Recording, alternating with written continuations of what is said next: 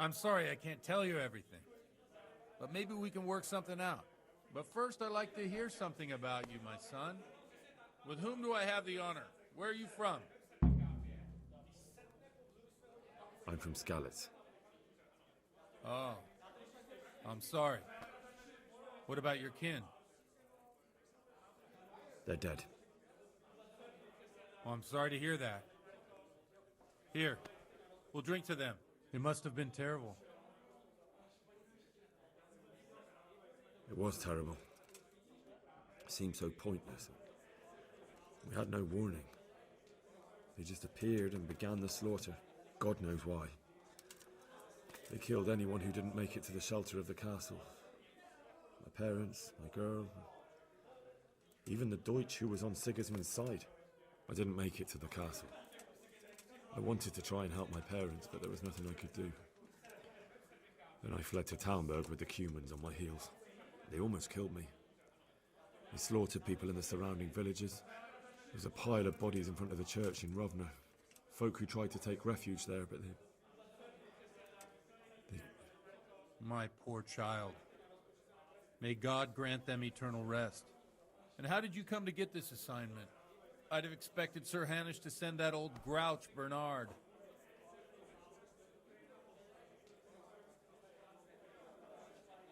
You think I'm too young for the job, Father? I do, to tell the truth. Well, I can only apologise for my lack of grey hair and gout. Now the most important thing. What actually happened in Noyal? The good folks hereabout are saying all kinds of terrible things, but I take most of it with a pinch of salt. The rumours aren't exaggerated this time, unfortunately. The Neuhof stud farm was raided by bandits, but they didn't come to pillage or even take the horses. They only wanted to kill.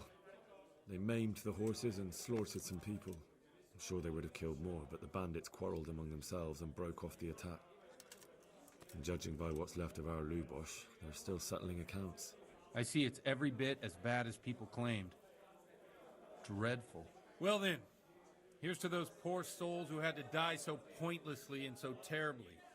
I've told you all about me. Now it's your turn, Father. You don't look much like our parish priest at home.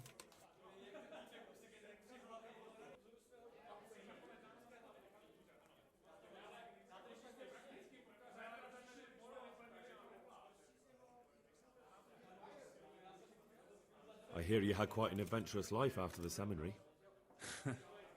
I like to leave the past in the past. Now I'm here, and the life I have suits me just fine.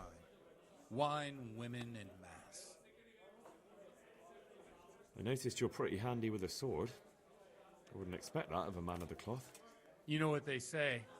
The Lord moves in mysterious ways. But this is a bit more mysterious than others. Let's just say I haven't always been a priest. Fate led me to places where affairs were settled by force. These days, of course, it's just a bit of exercise to keep me in shape. Well, we've had an agreeable chat, but now let's get down to business. So, about this confessional seal. Do you really want more innocent people to die? Henry, that's not how it works. There are matters in which you can't make exceptions because if you do it once, you'll forever be tempted to do it again. If people stop believing in the church because their confessional secrets are betrayed, they won't trust anyone, and that's worse than even the most hideous crime. You're just making excuses. The people who say the church is corrupt are right. You don't care about anyone, only your own comfort. I'm sorry you see it that way. Really sorry. You've no idea how wrong you are. I always wondered about the things a priest tells his congregation. Where on earth do you get the ideas for your sermons? Well, Ujits isn't Prague. It's not enough to instruct people. They have to be entertained, too. If I only read from the Bible, I'd soon be preaching to an empty church. Our priest wasn't exactly a bard. So what do you preach to your flock about? It has to be something topical. Condemning vices. And, of course, describing them in detail. A tongue-lashing about the two popes goes down well these days. And stories from real life, with a nice moral to them, are popular as well. Especially if they're about fornication and similar scandalous vices. Can you give me an example? Well, recently a priest by the name of Jan Hus started preaching in Prague, in the Czech language, and the people liked it. I hear he always has a full house. A journeyman who heard him told me what Hus is preaching, and I like the sound of it. I'm thinking about putting it in my own repertoire. What's so amazing about it? The preaching of Master Jan Hus about Mother Church. The lamentable wealth in which the church is drowning has turned to poison, and nearly the whole of Christendom is contaminated. Just like a flock of hungry ravens, they settled on this land to devour every grain of gold and silver. They know no mercy. Their hearts are corrupted by longing for wealth, and they shamelessly profit from everything. You want to baptize a child? Pay. You want to steal and murder? Pay and you will have absolution. What if the devil himself were to pay? Would he ascend to heaven too? With such money gained from the poor, they buy beautiful horses to ride and needless servants to pamper them.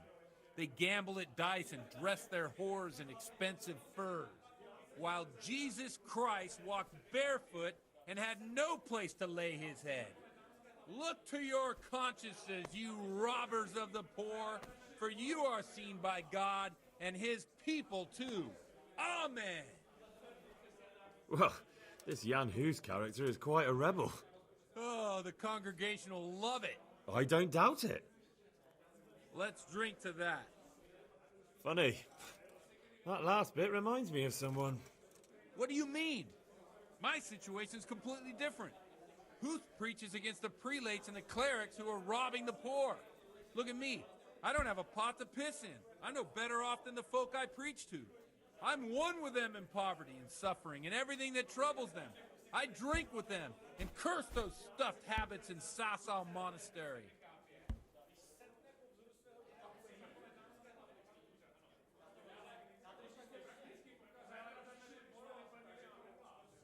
Don't you think it's a bit odd when someone boozes and lives in sin with a woman and then criticises the Pope for debauchery? No, I don't. What do you think of this Jan Hus? He's certainly a wise man. A little overzealous for my taste. If he got out of Prague and came here for a look, I'm sure he'd stop condemning drinking and lying with women. Where can I find out more about his teachings? You like it? I copied down some of his sermons. If you're interested, you can read them at my presbytery. What do the common folk think of it? They like it. They're happy to hear someone say what they think themselves, but are afraid to say aloud. Things that make them angry. And they're calling for change. In a few years, it'll have grown beyond control. You mark my words, the people will rise up and the church will be shaken to its very foundations. Yeah, unless they burn him at the stake first. Nonsense. They can't burn a master of the most respected university in Europe. Thanks for the sermon, but I think I've been morally uplifted enough. Oh, it's getting quite late. What are your plans, Father? What do you suppose? We have a drink, of course.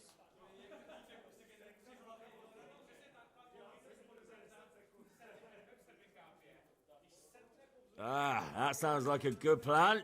I knew you wouldn't let me down.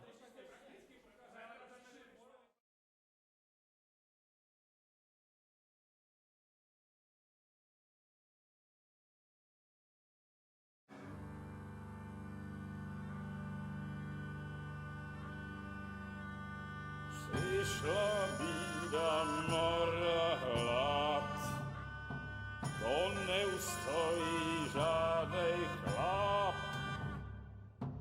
Na kraj padł dziesnej smutek, do mnie i rano utek, jakiś małżeński majstrat, do wczera żylne staje krak. Už sej mojí svatý muži, nechtěl bych bejbě jich muži. Nám je to jedno a tak si dáme jedno a požadem si huby jako poslední jen. Buďme se vámi, ano ráda s vámi a tak vypal sudy a posaď se mi sem. Tak posaď se sem a vypal je ven.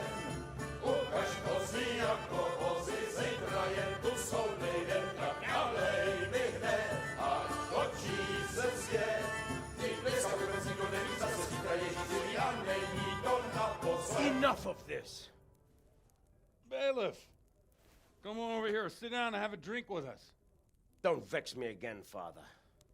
It's 3 hours past dusk, and curfew is long gone. So what? So, I'll have you all whipped and put in the stocks, and I'll write a letter to the bishop about you, priest. Well, nothing to worry about then. Everyone knows the only one around here who can write is me. Enough!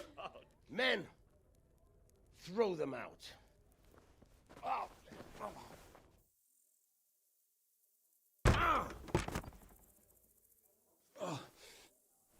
You looking for a fight? Henry, back me up.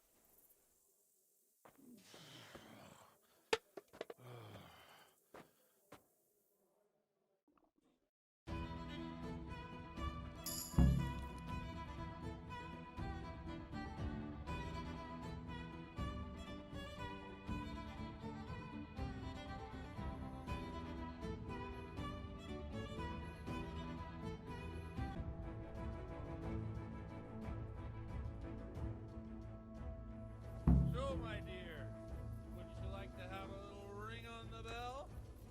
No sooner said than done. I'd love to. And Henry, too, I'm sure. Right, Henry? Stop that nonsense, Godwin. Are you out of your mind? What will people say? They can say what they like. What do I care? What do they do to me? Watch the step, my dear. Careful, you don't hurt yourself. Godwin, you're a buffoon.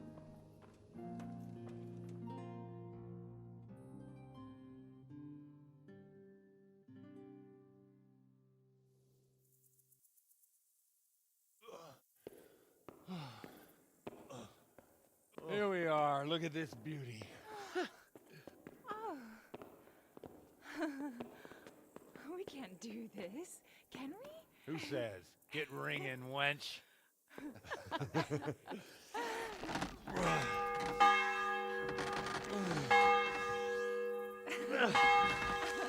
This is wonderful.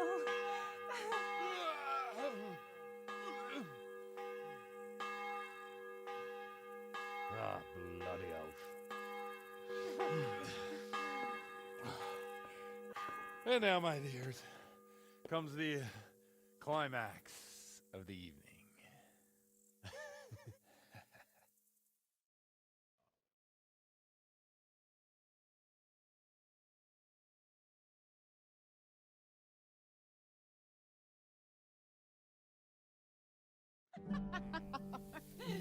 Godwin, you old goat.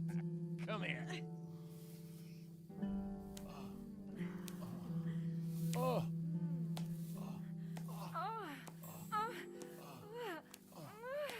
Priest has mounted up. What do you say, Henry? Shall we take a little ride of our own?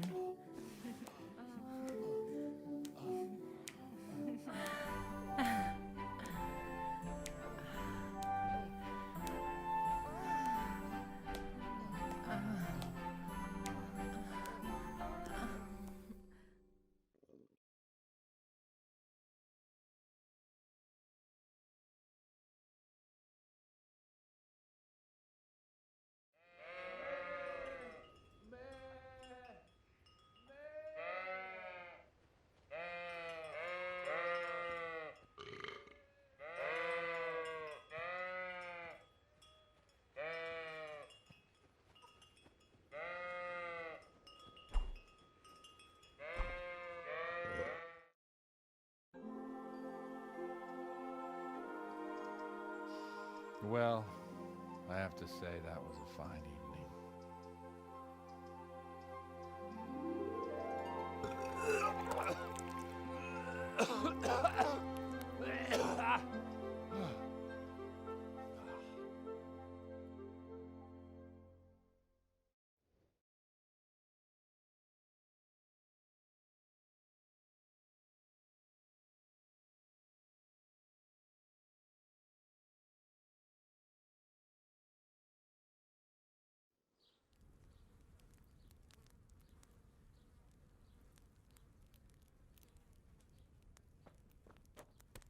Godwin, you beast. Get up. Do you hear me? Wake up, you drunkards! Oh, fucking hell. Where the... Oh, what the... Oh, who the hell are you? Oh, Henry. My great friend, Henry. Didn't we have a wonderful time? Well, you certainly did, you old lecher. Now you better pull yourself together quick. You haven't much time. There's some water and something to eat on the table there, but if I were you, I would move my hairy arse before my flock eats me alive. Oh, step on my head. My guts. Oh, my poor suffering stomach. Oh, what was that woman on about? Before my flock eats me alive. I've forgotten something. What have I forgotten? Where the fuck am I? What the fuck was it? Oh. Mass! Oh shit, I have to say mass. I gotta say mass. You have to help me. How? You're the priest. I can't do it in this state. Maybe the liturgy. But I have to give a sermon as well. Oh, this is a disaster. They're gonna excommunicate me. I'd like to help you, but... You can. You can do the sermon for me. What?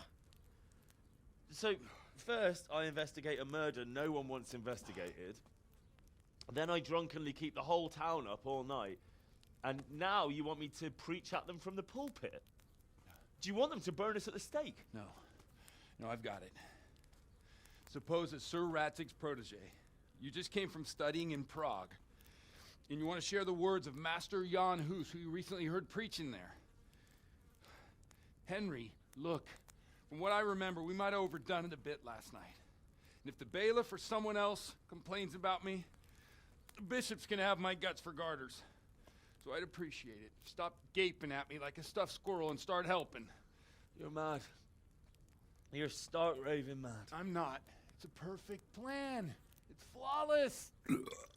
Oh. How about this?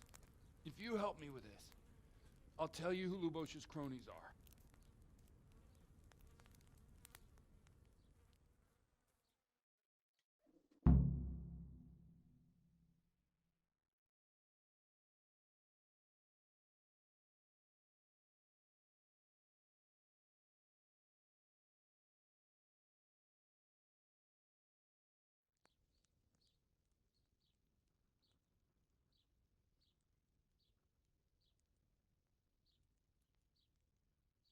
So all at once the confessional seal isn't so sacred? Don't mock me. I won't give you a second chance. Well, all right. But I can't make any promises about what'll happen. No, neither can I. What do you want me to do exactly? I'll go and start the liturgy. Then I'll introduce you. You give the sermon I told you yesterday in the tavern, and that's that. No need to drag it out. If it turns out well, I'll tell you what I know about Lubosh. Christ almighty. Fine then. We have a deal. Wonderful. Let's get to it then.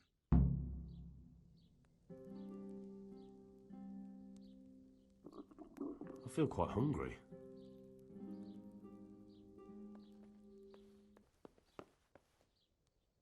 Come on, Henry. Don't tell me you changed your mind.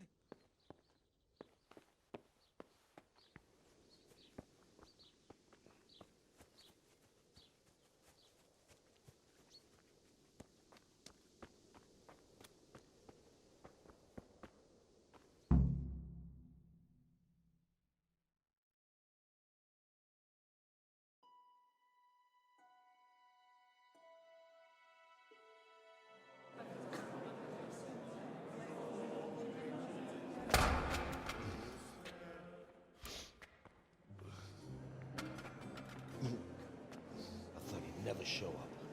The swill dog. Look at him. He can hardly walk after his capers last night. You were with them, you beast. Just you wait. Look at him. Mother of God. Any minute now he'll throw up.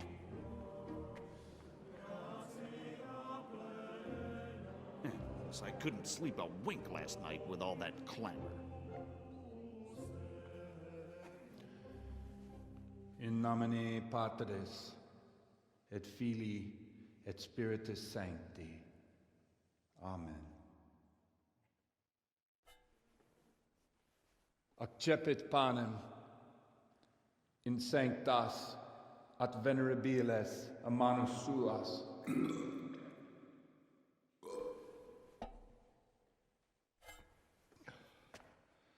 Hac facite in meam commemorationem.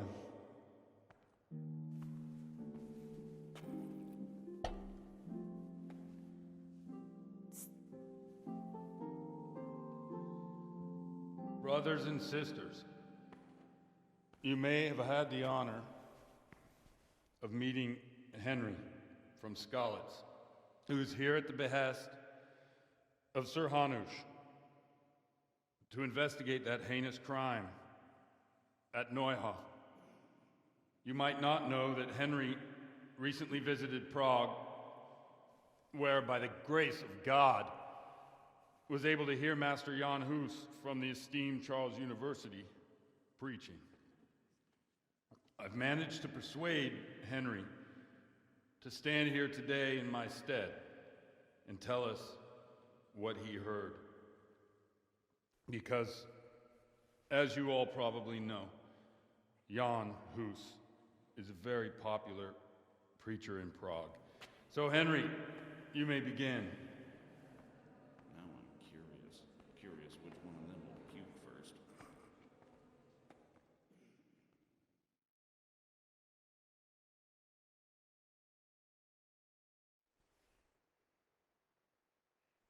Brothers and sisters, let me get straight to the point.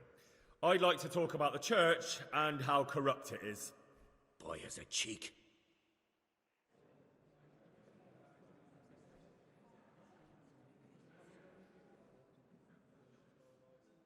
One should not believe in the church, because the church is not God. God is above all things, and the church is but a means to salvation, which the prelates do not care to hear. He's right.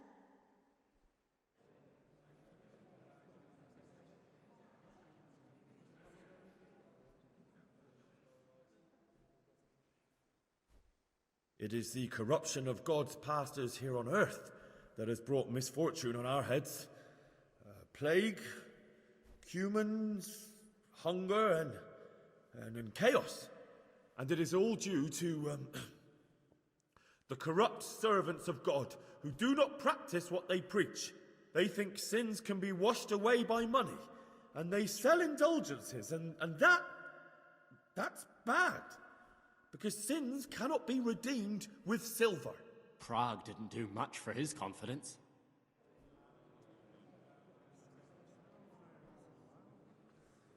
It is the custom of the gluttonous prelates and monks to preach against sin. But what do they know of us ordinary folk?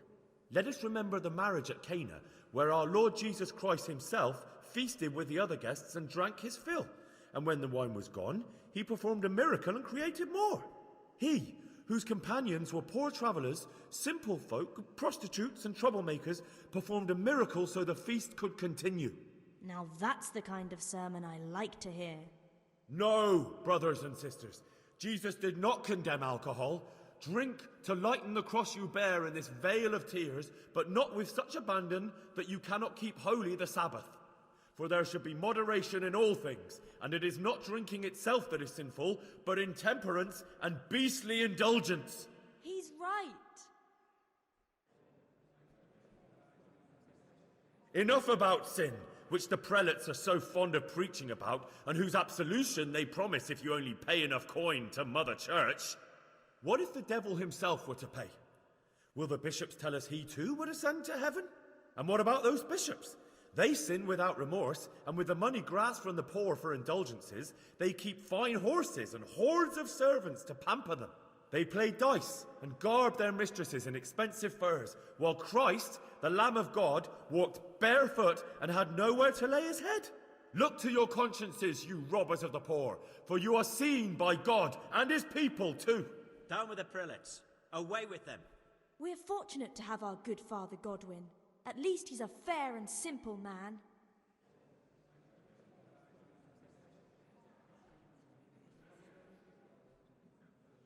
I say to you, in the words of Jan Hus, he who knows much, let him speak much. He who knows little, let him speak little. Let each speak as much as he knows, and he who knows nothing, let him at least teach his neighbour one virtuous deed by setting him good example and refraining from playing dice and from fornication. And that applies both to priests and to you, brothers and sisters. That's his conclusion? That is all I heard in Prague. Amen.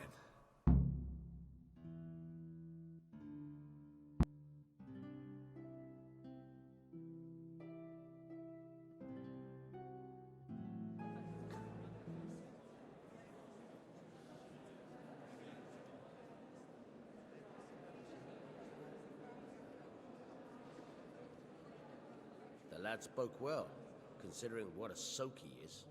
He's right, that Hus. The young man shouldn't drink so much, but the Lord's given him a silver tongue. I don't suppose I'll ever get to Prague, but he told it nicely.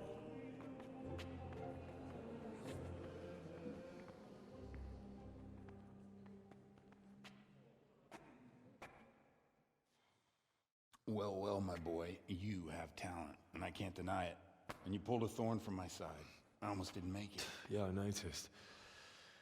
I wasn't the only one. Oh, what's to be done? I'll make it up somehow. So, about our bargain. Although it's a sin. So gluttony and fornication. God does forgive a penitent. So, what did Limpy Lubosh tell you? Was he at Neuhof that day? Who was with him? And where are they now? Now, slow down. I'm sorry, but he didn't tell me that much. Don't let me down after all I've been through. For you... Well, now Lubosh came to me shortly after it happened. His conscience was gnawing at him. And I must say, in the end, he turned out to be a better man than he looked. He said they'd been hired through some crony of theirs. And at first they were just to steal some horses.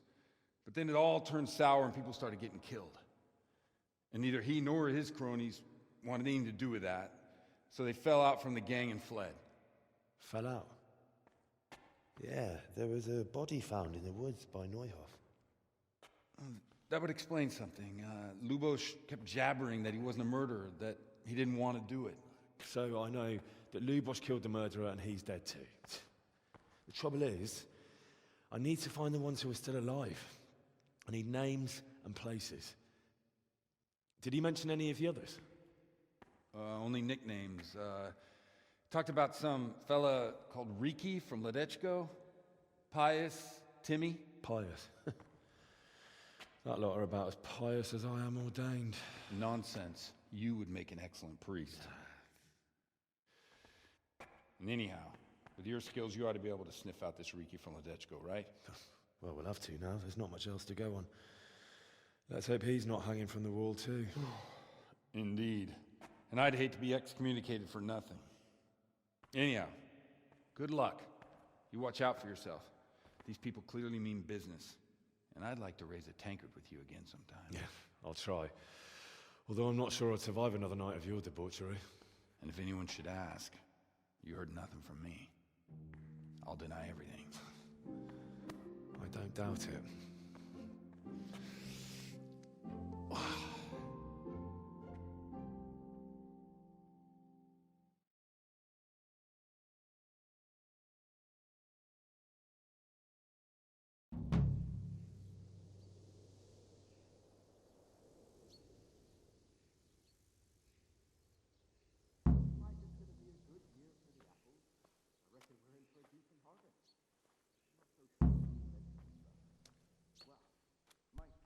Be a bit more careful.